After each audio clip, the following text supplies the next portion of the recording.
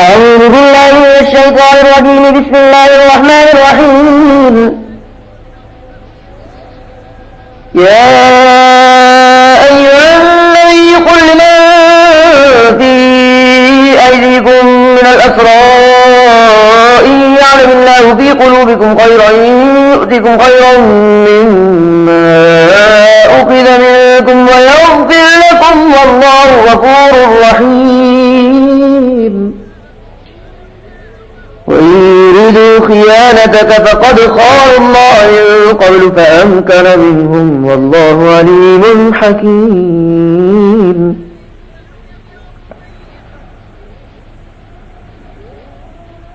إن الذين آمنوا وهاجروا وجاهدوا بأموالهم وأنفسهم في سبيل الله والذين آووا ونصروا أولئك بعضهم أولياء بعض والذين آمنوا ولم يهاجروا ما لكم من ولايتهم من شيء حتى يهاجروا وإن استنصروكم في الدين فعليكم النصر إلا على قوم بينكم وبينهم ميثاق والله بما تعملون بصير.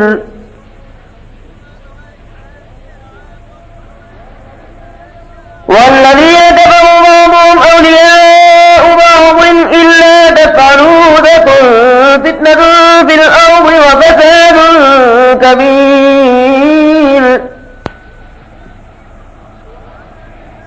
والذين آمنوا وهاجروا وجاهدوا في سبيل الله والذين آووا ونصروا أولئك هم المؤمنون حقا لهم مغفرة ورزق كريم.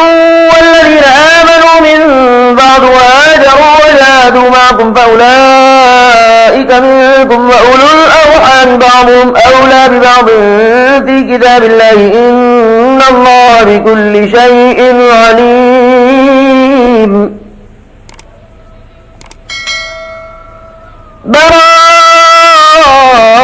من الله ورسوله إلى الذين عاهدتم من المشركين فسيحوا في الأرض 4 أشهر واعلموا أنكم غير معجز الله وأن الله مخزي الكافرين.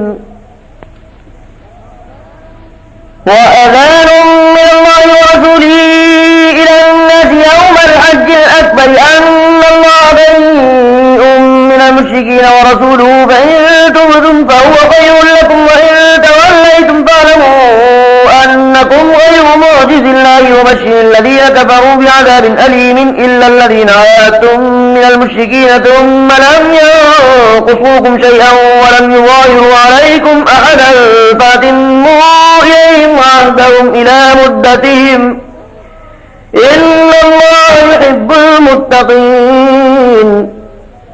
فإذا انسلخ الأشهر الحرم فاقتلوا المشركين حيث وجدتموهم وخذوهم واحصروهم وقولوا لهم كل مرصد فإن تابوا وأقاموا الصلاة وآتوا الزكاة فخلوا سبيلهم إن الله غفور رحيم. وإن أحد من المشركين استجارك فأجره حتى يسمع كلام الله ثم أبلغه مأمنه ذلك بأنهم قوم لا يعلمون.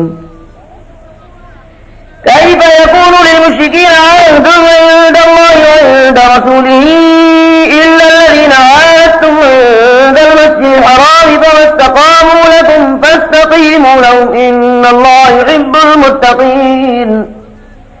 كيف وإن يظهروا عليكم لا يرقبوا فيكم إلا ولا ذمة يرضونكم بأفواههم وتأبى قلوبهم وأكثرهم فاسقون.